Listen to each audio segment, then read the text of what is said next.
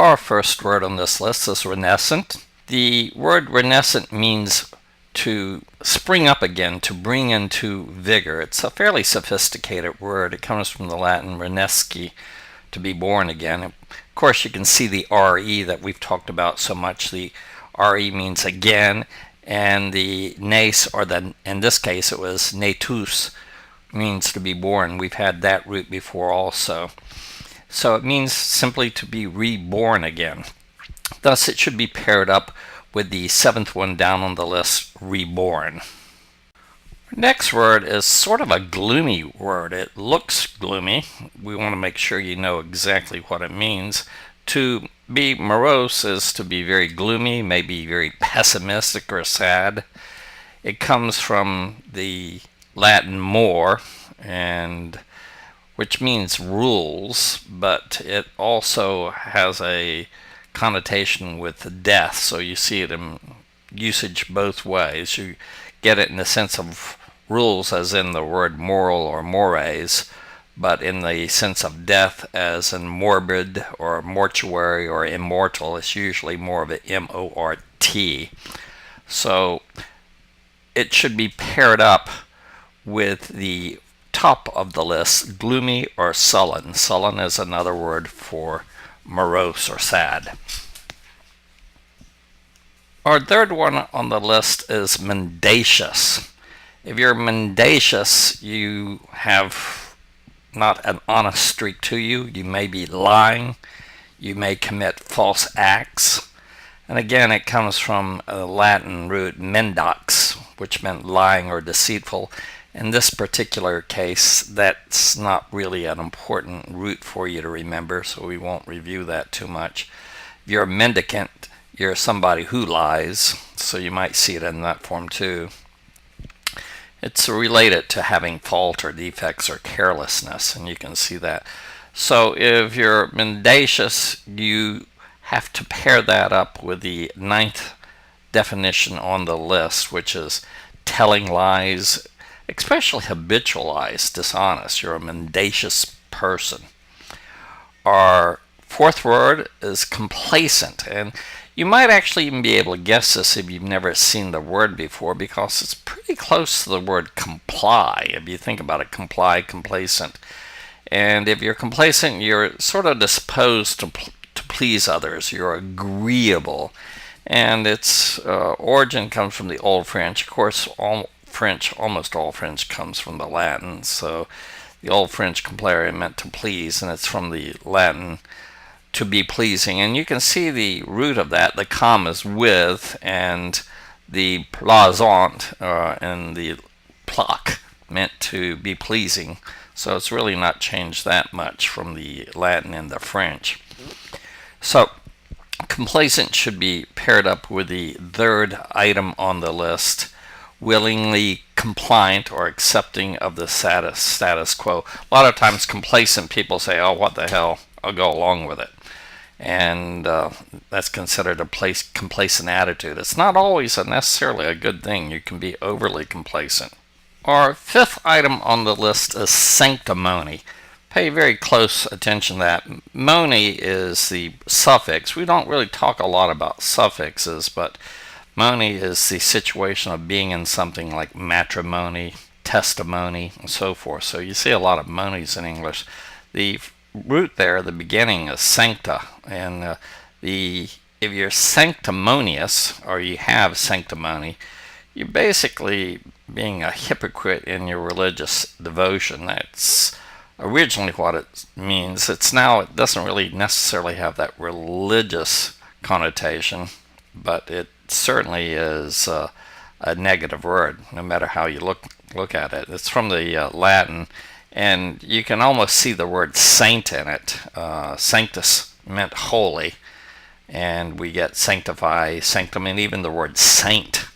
We get that from the Latin. So, but it's pretend holiness, pretending that you're something. So you could be sanctimonious about something. For example, you could say, oh, I've never told a lie in my life. And that would be sanctimonious because I guess most people throughout their lives have at least once lied. I hope that's not the case, but I'm pretty sure it is. So that's sanctimony. That should be paired up with the bottom item on the list, the 10th one down, pretended piety. And again, piety is a word that we'll get to later, but it's where you think you're better than somebody else. You're a pious person. Sometimes you really are, but most of the time, most of us fall very short of being perfect. So you don't want to be sanctimonious. You want to strive at piety, though. Our sixth word is impeach. This is a good one in case you ever go to law school. Some of you might, or some of you might have already been to law school. And when you bring an accusation against somebody, you impeach them. I'm sure some of you may be old enough to remember the impeachment of the president. We've had a couple of presidents that have been impeached. And all impeachment means is that you're accused. Once you're impeached, you still have to be tried. So being impeached is only an accusation. Remember that. Some people get that confused. And it's an interesting word because the M part is interesting. The N or M means into or whatever. And the second thing came from the word for foot, ped or piece. They used them both ways in Latin. When you shackled your feet and when you go to prison, you would be pedicat, shackled. And the word impeach really comes from that word. You sort of shackle it down, when you're accused.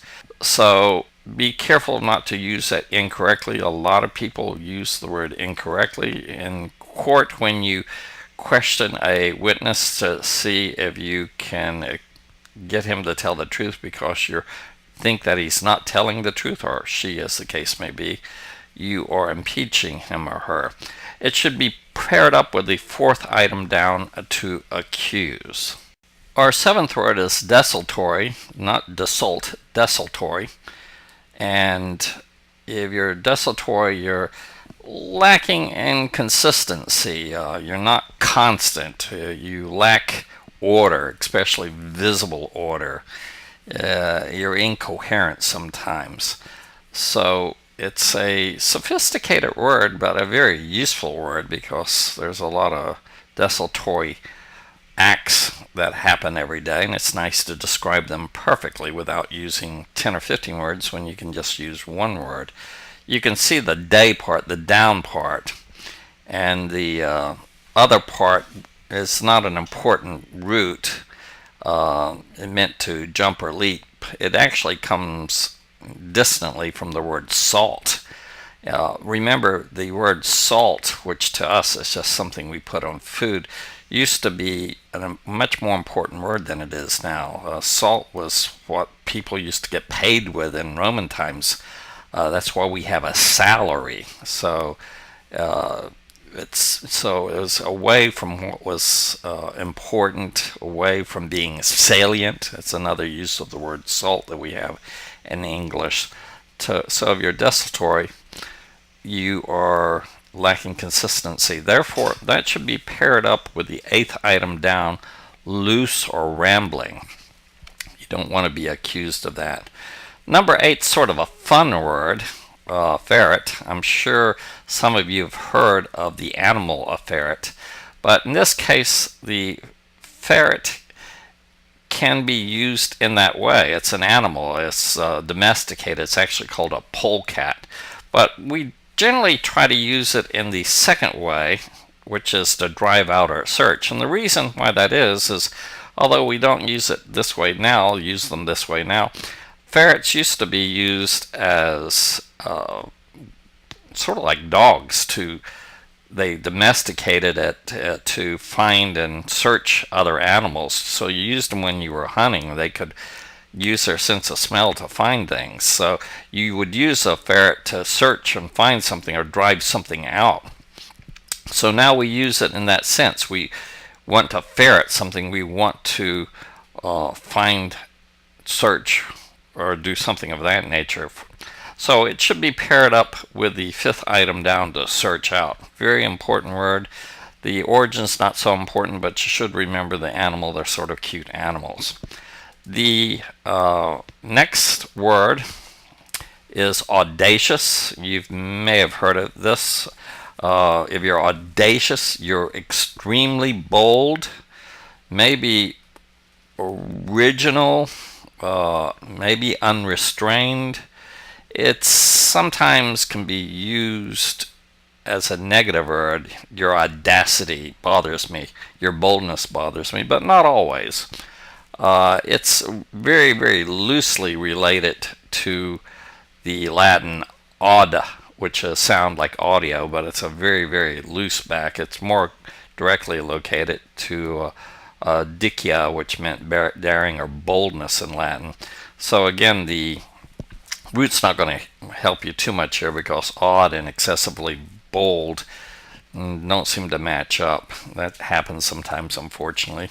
It's the course of words changes over thousands of years.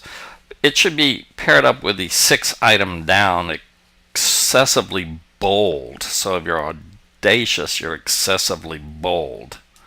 Our final word is ruminate. Ruminate's just a really interesting word, and I want to make sure you understand the origin of it, because it's sort of interesting. It comes from the Latin rumitas, which meant what a cow does. A cow sort of chews grass all day, and then he puts it down, or I guess it wouldn't be a her, it's a cow, into the intestinal tract. Then it comes out and he chews it more and more and more again. It's called chewing your cud. I grew up on a farm, so I'm familiar with it, but a lot of you did not. But cows chew stuff, digest it sort of, and then chew it again. And it goes over a lot. And it's sort of interesting to see a cow chewing its cud, because they sort of like stare blankly, but they sort of look like they're thinking. So when we use the word ruminate now, although it comes from that, we sort of mean that you're thinking, you're pondering, you're musing. You're sort of looking like that cow does when they slowly chew and think. So ruminating is something that you think about quite seriously over a long period of time. It's not related to the word rummage. A lot of people think it is, but ruminate is really just related to that very odd thing. And it should be paired up, therefore, with the second one down on the list, to mediate or ponder. Those are all fun words. Thank you.